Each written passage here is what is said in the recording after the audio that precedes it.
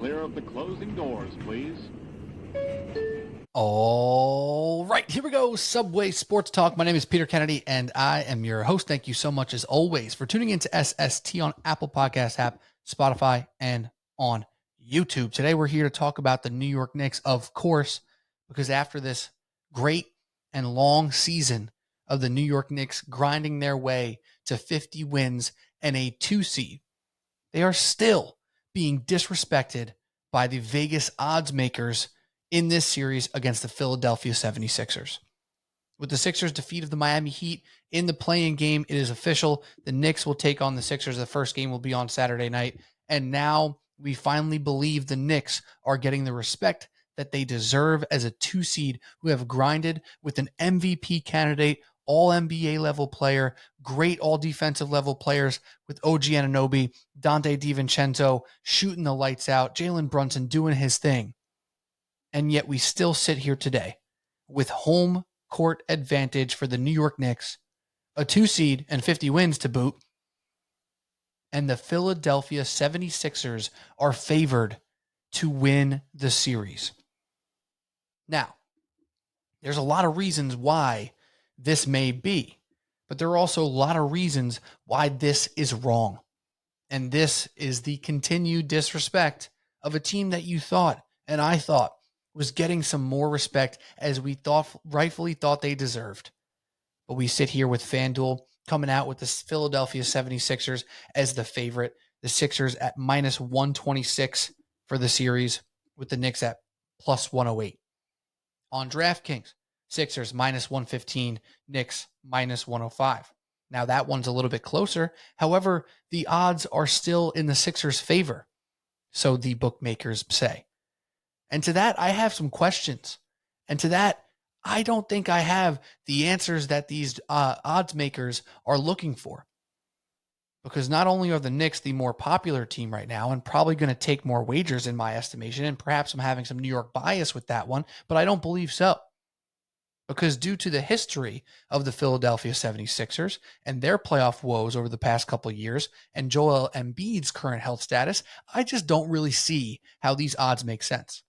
So I'm going to start off with the New York Knicks, and then I'm going to go into the Sixers side of the story.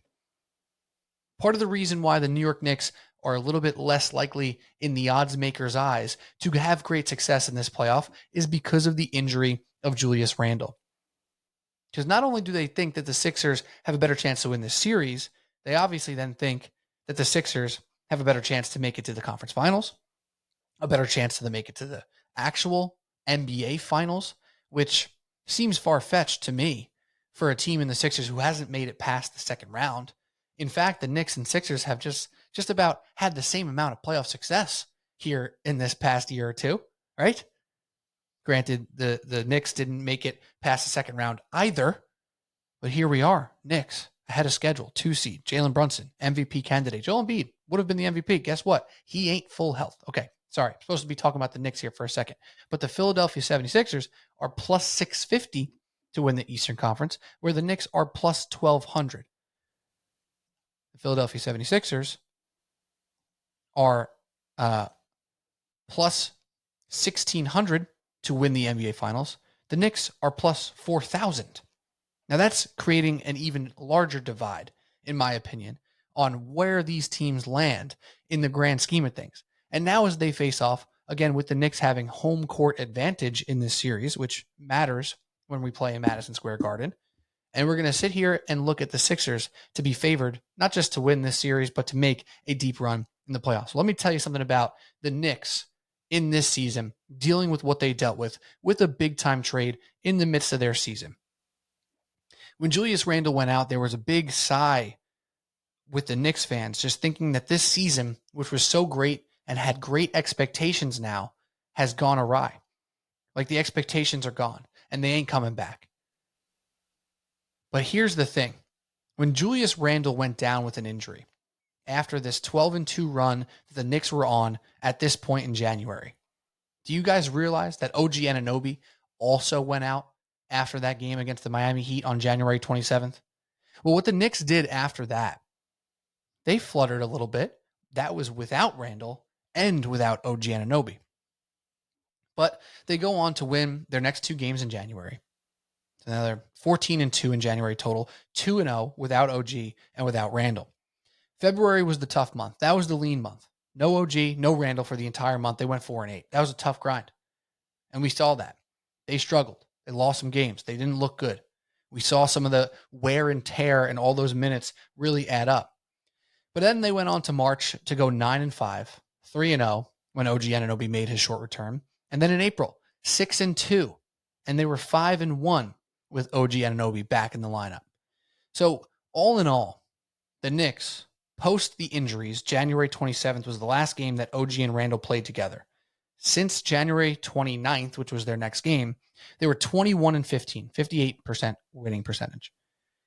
Pre those injuries, which included a 12-2 run post OG Anunoby trade, they were 29-17. That's a 63% winning percentage. Now, with the 12-2 taken out of that, which is now before the OG Anunoby trade, 17-15 was the record of the New York Knicks entering the new year. So putting that all together here and seeing that they were 20-3 with OG Anunoby in the lineup and 8-1 with OG Anunoby in the lineup without Julius Randle, I don't quite see how the Knicks are still looked at as not the favorite in this series. Because we're not talking about a team that's fluttering into the postseason. We're not talking about a team that has struggled and limped its way in. We're talking about a team in the New York Knicks that went on a serious run down the stretch, winning their final 5 games, making it into that 2 seed, doing everything that needs to be done to accomplish their ultimate goal of getting the highest seed, getting home court advantage, and not giving a damn who they have to face in the first round.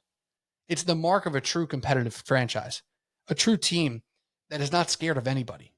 And it was perfectly well said by Dante DiVincenzo. He said, we worry about who we play next, and we don't care who it is. We're not ducking smoke.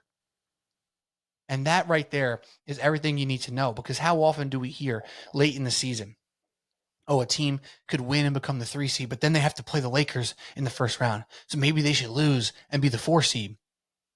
Oh, if the Mavericks just lost instead of won, now they're going to play against the Kings instead of... No, this is not how you build a winner. And the Knicks have proven time and time again this year that every single time that they thought things were going to go wrong, and when I say they, I mean everyone who weren't inside the building pulling for the Knicks and working on the Knicks and being those players and coaches, everyone thought, now's the time they're going to slide. Now's the time the Magic's going to run out. Jalen Brunson's finally going to start losing it. Jalen Brunson now, with this offensive burden, won't be able to carry this team. Those are things that were thought and said by Knicks fans and not Knicks fans alike. When Julius Randle's injury happened, I got text within minutes, season's over. Guess what? February, we thought maybe that was the case. What did this team do? Continue to fight every single time.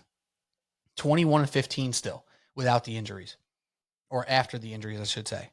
Finished the year in March and April, 15-7. The team continued to do well, to get better, to compete at the highest level. So I don't think the Randle thing, the Randle aspect of this whole situation, is a fair detriment to pull them down into this area where they're the 2 seed with home court advantage against a team in the Philadelphia 76ers where Joel Embiid still isn't back at full strength. That they're the underdogs in this series, that doesn't add up to me. Especially when you think about the true missing link of this Knicks team last year when they were in the playoffs, making their run to the second round, just like the Sixers. Their true missing link was a little bit of offense, but it was also a specific type of player with physicality who can defend multiple positions and change the game guarding the opposing team's best player. That was OG Anunoby. And we saw that live and up front every single time that man took the court. 20-3 with OG Anunoby in the lineup. 8-1 with OG and without Randle. And you may think to yourself, well, who did they beat anybody when OG was there without Randle? Yeah, in fact, they did. They crushed the Sixers, albeit without Joel Embiid, won by 30 or nearly 30. They beat the Kings. They beat the Bulls twice. They beat the Milwaukee Bucks. They beat the Boston Celtics.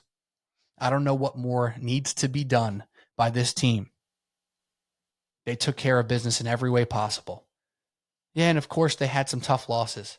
Brutal loss against OKC. A pretty rough 10-point loss against the Heat. Those were without OG. A brutal loss where Brunson almost had the game of all time for the New York Knicks in San Antonio, and Wembanyama had his answers.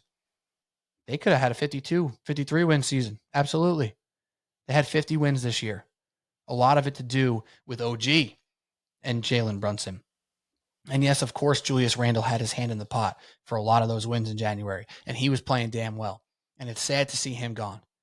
But if you're a Knicks fan or not a Knicks fan, to sit here and say that this team has no chance or is an underdog, but just because they're missing Julius Randle after all the shit talk that Randle got for his postseason performances, it doesn't add up to me, people. It doesn't make sense to me. The truest missing link was the OG Anunoby piece. Jalen Brunson, Dante DiVincenzo, Josh Hart, OG Anunoby, Isaiah Hartenstein, Mitchell Robinson. That is a lineup that matches up. That is a lineup that stands up to competition. That's a lineup that I believe matches up well with the Philadelphia 76ers. Now, the Knicks were 3-1 against the Sixers in this regular season. Now, that's not all that meets the eye. And so far, I've been a little bit Knicks heavy here, leaning on my Knicks bias, perhaps just a little bit, though I believe I am spitting facts. But I'll be honest here. That 3-1 is deceiving. Joel Embiid only played in one of the games against the Knicks this season. It was a Knicks win, and it was a good Knicks win. And the other three, Embiid was not there. They played one of the most disgusting games of the entire year against Philly when they, what was the final score? 79-73. Literally one of the worst games that anyone could have watched this entire season. What did they do the next game? They came out and won by 27. The Knicks have had the Sixers number technically so far this year, but again, 3 of those 4 games are without Embiid. They're 1-0 against Embiid, okay? And that was Embiid at the peak of his powers in January before he got hurt, before all this crap happened, and he missed a ton of time. I know he made it back. I know he put up some numbers. I know he looks better today than he did a week and a half ago. But we can't sit here and talk about the Sixers being this team in the Eastern Conference that I know not only has better odds than the Knicks, but in fact has the second best odds amongst all Eastern Conference teams. Now, to me, that's a bit shocking. Because if you think about the Eastern Conference, you obviously think about the Boston Celtics. They're at minus 180 to win the East. To me, that's low. To me, it should be minus 300 or worse odds than that, or better odds than that, depending on how you look at it. The Sixers have the second best odds at plus 650. That's ahead of the Bucks. And of course, the Bucks have their injuries with Giannis Antetokounmpo. And the Knicks have their injuries with Julius Randle. Bucks are plus 700, Knicks 1,200, Cavs 1,800, Heat 2,200, who might not make the damn thing because they lost to the Sixers and Jimmy Butler's getting an MRI. So how does this happen? How does the Philadelphia 76ers, with Joel Embiid off an injury where he missed a bunch of time, become the second most favorite team to win the Eastern Conference? The second best odds of any Eastern Conference team to win the championship, or tied with the Milwaukee Bucks, if you will, for the championship, which doesn't quite add up to me based off the conference odds, but that's okay. Well, that comes to the big conversation of where Joel Embiid is right now and who he's been in the past playoffs. Because it's no secret, the Sixers haven't made it out of a second round. Joel Embiid hasn't been as good in the regular season as he's been in the postseason. I'm sorry, I said that backwards. Joel Embiid has not been as good in the postseason as he's been in the regular season. And a lot of times these things can turn into hyperbole. Hyperbole. And a lot of these times people can take a small narrative and turn it into a big narrative. But in fact, the Joel Embiid playoff woes are not just some statistical narrative. It's not just something that people are talking about because it's cool or it's a hot topic or a hot take to portray. This is real and it's factual. And we've seen it now 2 years in a row. Because truly, Joel Embiid hasn't had a strong playoff performance since 2020, 2021. Might seem like a long time ago. It was. guess who was still on the team, playing pretty well until the final pieces of that series against the Atlanta Hawks? Ben Simmons. In 2020, 2021, Ben Simmons was still a key contributor to the Philadelphia 76ers. And for all the smack talk we can give Ben Simmons here, he was nearly just as good until the end of that Hawks series as Embiid was throughout that whole run.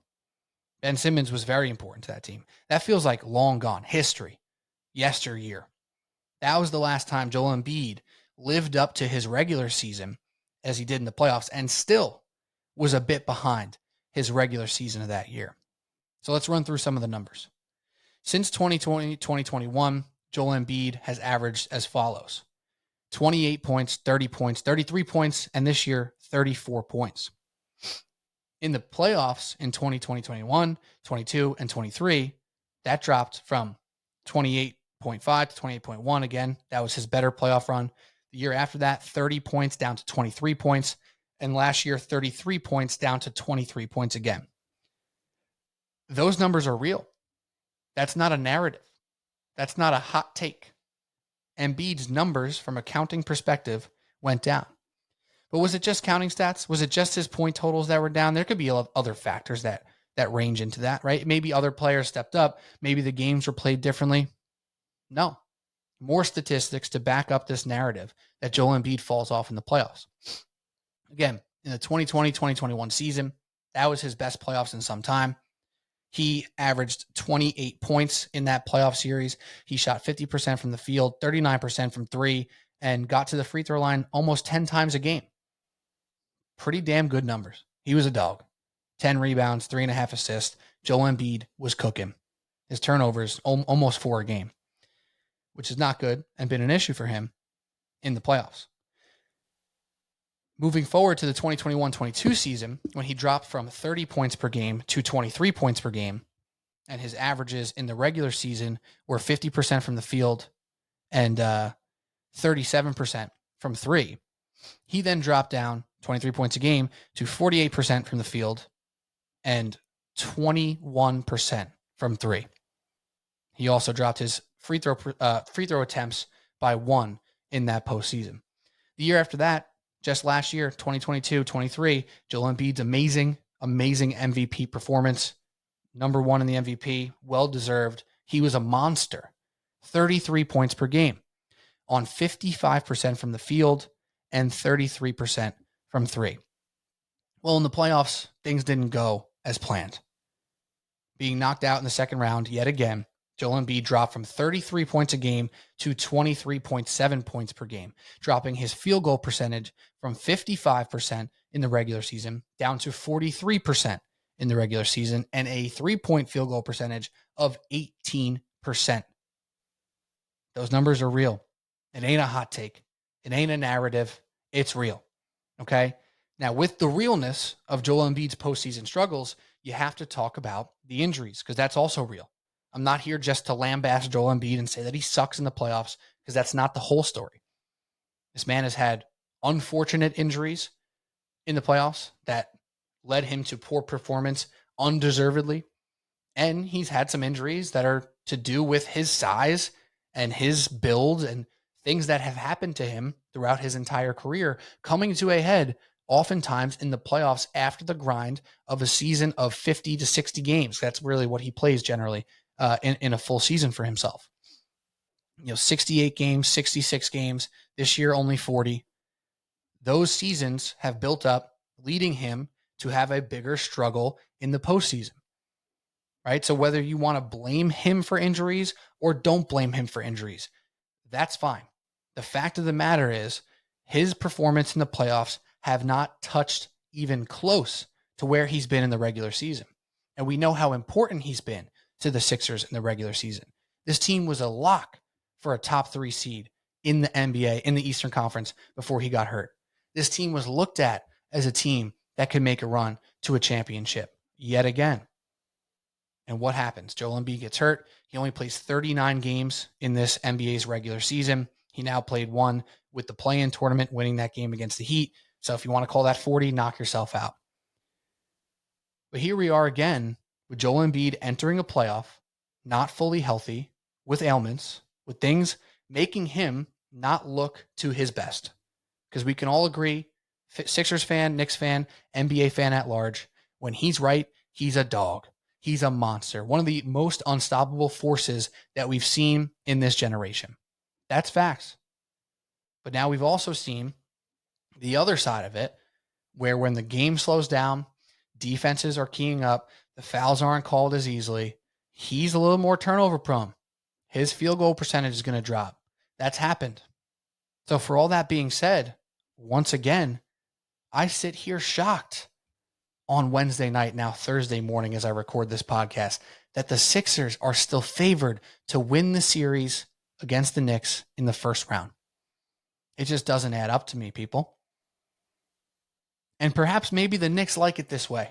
Perhaps we should all like it this way.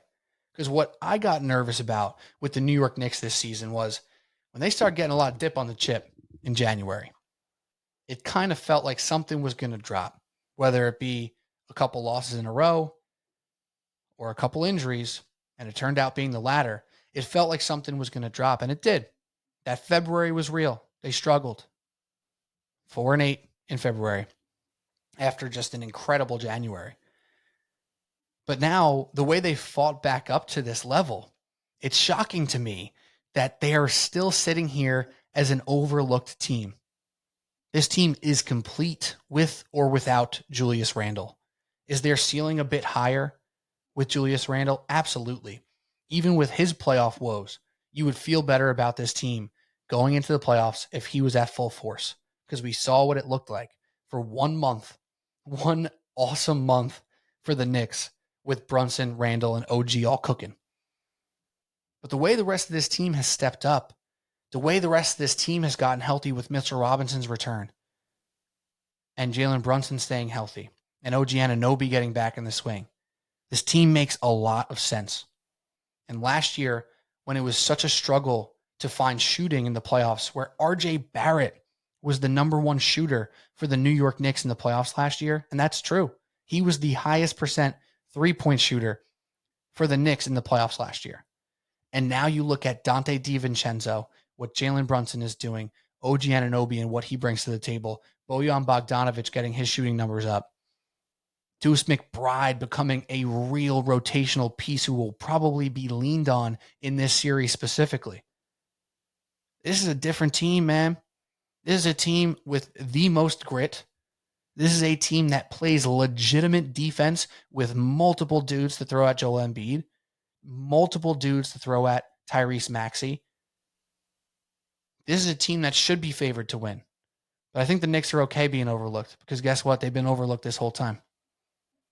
They've been overlooked from the moment they started the year up until the middle end of January, and then as soon as January ended and those injuries happened, they were overlooked again. And now Brunson's getting the recognition. He'll be getting some MVP votes. Not number one votes, but top 5 votes for sure. He'll be getting some first team All-NBA votes. He'll probably make the second team. And yet the whole team is still getting overlooked. So let's talk about the matchup specifically here.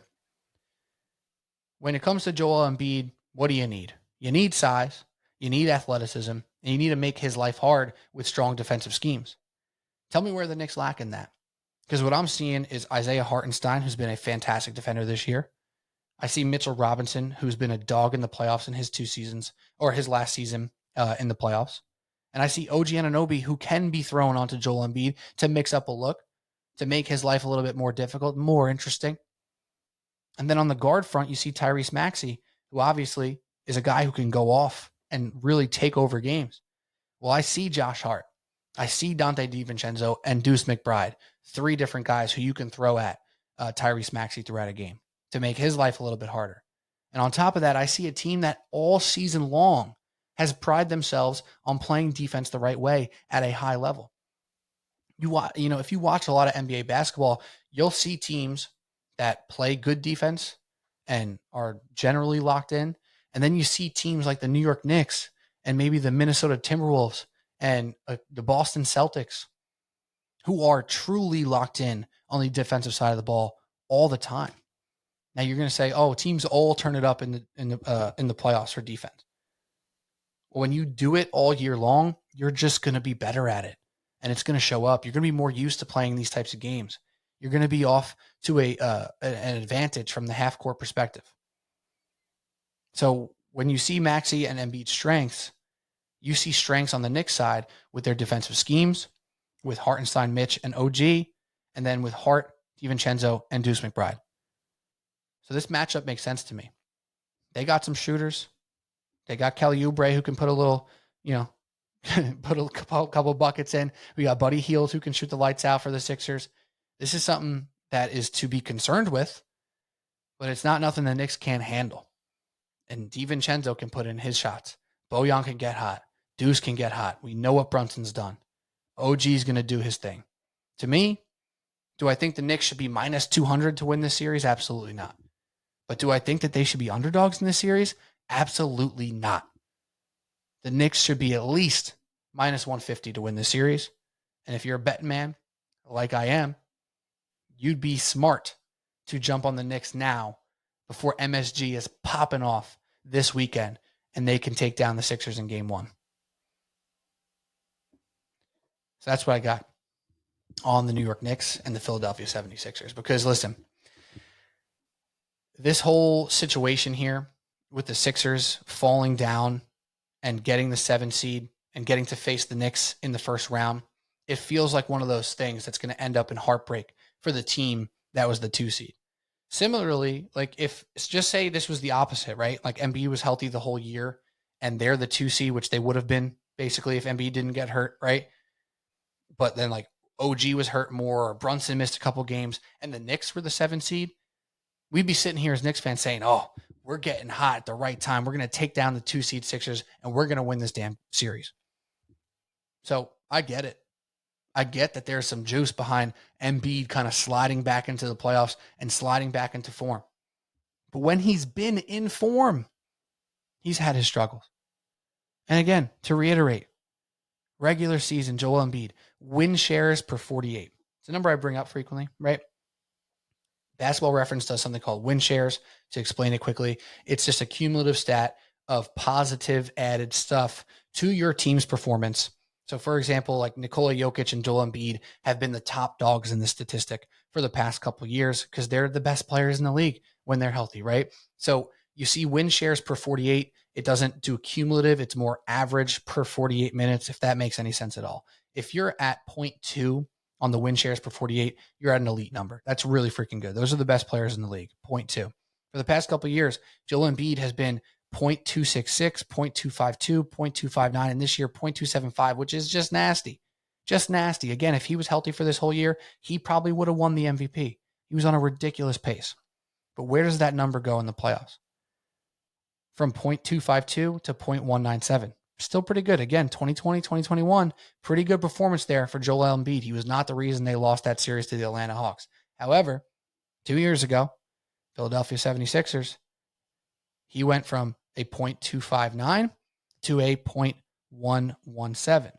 Not terrible, but definitely ain't Joel Embiid status. And then last year from a 0.252 down to a 0.090, which means he was basically an average player in the playoffs last year. 0.090, average as all hell. Not even close to a Joel Embiid status. Box plus minus, regular season, +9, +9, +11, postseason, +7. Again, good 2021. 2 years ago, 0.01 positive, 1.9 positive last year. Not the same player. And if you're saying it's because he was hurt, guess what? He's still hurt. And that's the story. All right, before we go, Subway Sports Talk, Pete Kennedy, let's just quickly run through the first round series, and I'll do a prediction or so as we move forward with this whole playoff bracket here in the NBA. So the series that we know are set in stone are the Knicks and Sixers. I already made my pick for that one. The Knicks will win the series, I'll say in 6 against the Philadelphia 76ers. I kind of think it might be 5, but I believe even with Embiid's injuries, he'll be good enough with Maxey to win 2. So I think the Knicks win in 6. Then we have the Milwaukee Bucks versus the Indiana Pacers. This all depends on Giannis Antetokounmpo's health, which we are not fully sure of right now against the Indiana Pacers here. And, Halliburton's been getting back on track. They've won 7 out of 10. They got Siakam. They got a bunch of dogs on that team as well. We know they play fast. We know they play hard. I'm just leaning towards the Bucks. I think Giannis is one of the toughest dudes in the NBA. I know last year they lost in the first round to the Heat when he got hurt, and they just kind of got overtaken by the Heat there. But I do still believe the Bucks will come out on top of this one. And that's obviously assuming Giannis's injury, but you got to have to wait till the weekend to get a real, firm grasp on that one in particular. The Cavs and the Orlando Magic here, another interesting series in the Eastern Conference, the 4-5. The Cavs have the slight home court advantage there. I think I'm going to go with the Cleveland Cavaliers here. It's a tough one because the Cavs have fluttered into the playoffs a little bit. They haven't been playing super well recently ever since their run, which was kind of aligned with the Knicks run in January there, with Mitchell, Garland, and Mobley and Allen back. Like, they just haven't been clicking the same. And yes, Mitchell's back. Yes, he can take over series. And you still kind of want to lean towards Paolo and the Magic and their defensive intensity. I just don't see the Magic closing strong enough. And it's the sexy pick to make.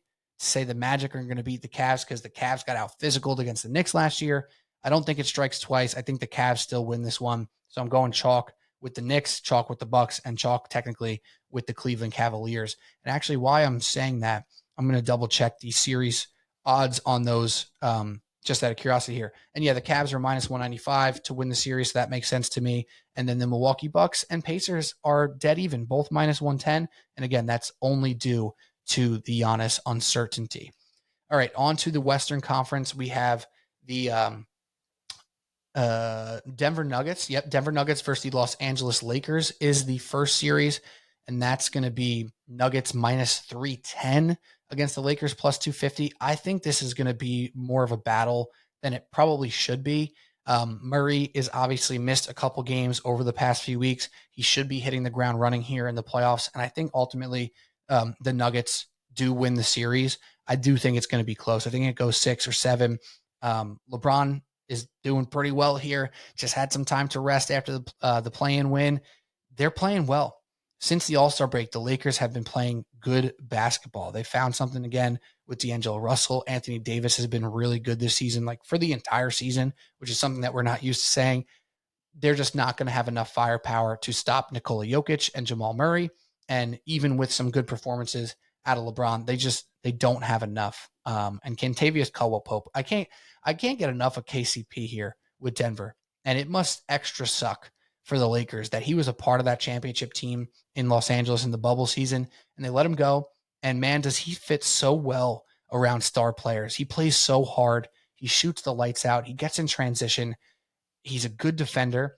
And there's always a lot of talk about, Jamal Murray, rightfully so. Aaron Gordon gets a lot of hype because he's done so well in that supplementary role to Nikola Jokic. Even Michael Porter puts up the gaudy numbers occasionally, shoots the lights out. He's big and physical. He can rebound. We've seen him do these things in the spotlight and get credit for it.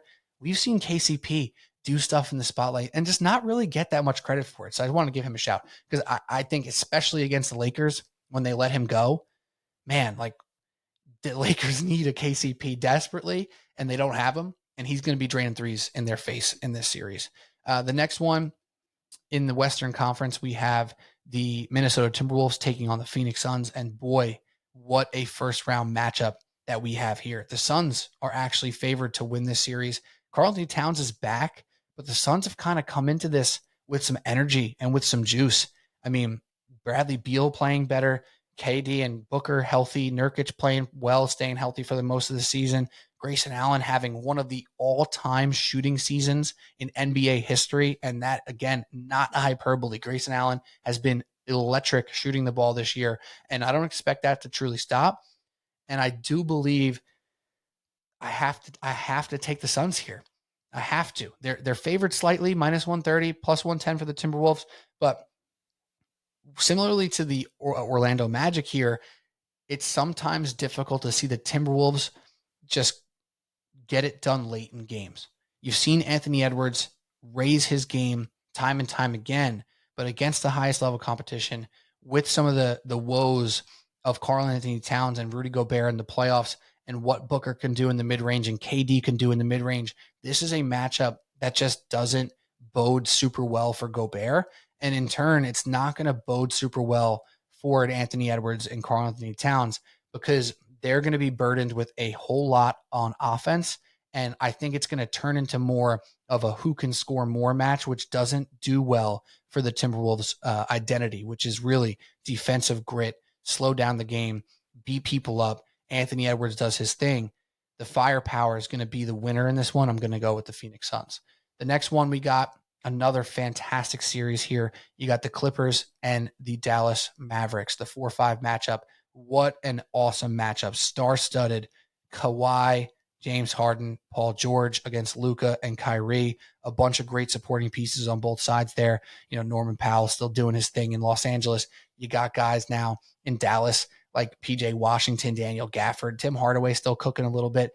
This is going to be a bloodbath of a series, and not in the sense that's going to be super duper physical, but it's just going to be knockout punch after knockout punch after knockout punch.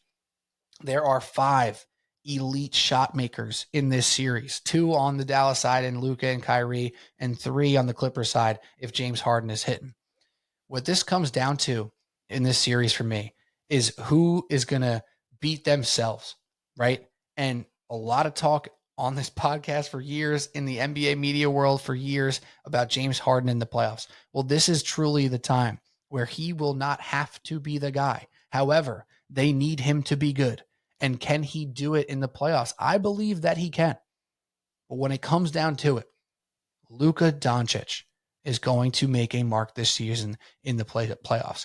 He's been so amazing this year. It's hard to even put it into words. The way he controls the game, the way he makes the right plays still, even with the high usage rate, even with the incredible amount of shot attempts. You watch Luka and you say, wow, he had 40 tonight. He probably could have had 60, but he was still making great passes. He was still setting up his guys. And the Kyrie aspect of him being so locked in this year, it really bodes well for this Dallas team. I think the Clippers have taken their foot off the gas. They've tried to get healthy. They needed Russell Westbrook back. They got him back, but it's not going to be enough because Luka Doncic is unguardable. And Luka Doncic and Kyrie Irving together playing with this much joy and this much passion is a sight to be seen and a team to be reckoned with.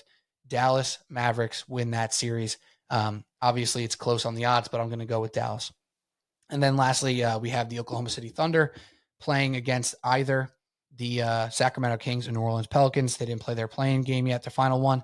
Either way, I think the Thunder lucked out on this draw. The one team that would scare me if I'm the Oklahoma City Thunder is the New Orleans Pelicans, but Zion Williamson is going to miss the final playing game for the Pelicans with an injury. The Pelicans have the ability to be super physical. Jonas Valanciunas can just get like 18 rebounds and bully people down low. Obviously, with CJ playing well, Brandon Ingram and Zion, they're a scary team, but the Thunder have lucked out because the Lakers are not a good matchup for the Thunder, and the Warriors, they lost. They're out. They would have been tough too. The Kings, I don't think Thunder are scared of, but if the Pelicans are at full strength and Zion does make his way back, I think I'd be a little bit concerned as a Thunder fan, but however, I'm not truly concerned now, especially with the Zion news. I forgot to mention this, but it works well that I saved it for last. The Boston Celtics in the Eastern Conference, they're going to play the winner of the Miami Heat and Chicago Bulls. Celtics are going to win. It don't matter. Jimmy Butler or not. Celtics are going to win. Celtics are going to sweep. Maybe they lose 1 to the Heat. Maybe they lose 1 to the Bulls. I don't know. They're going to win the series. And that goes to my next point. Because my championship pick, with great regret, is the Boston Celtics. There's been a lot of talk about the Celtics over the years. There's been a lot of discussion about the Celtics this year, but probably not as much as there should have been because they had such a good season. They ran away with the Eastern Conference so early that it was never really a debate. There was never really much you can say. Right now, the only knock on the Boston Celtics, and it may be a big one, is that their performance on offense late in games in clutch time with Jason Tatum and Jaylen Brown is not as good as it could be.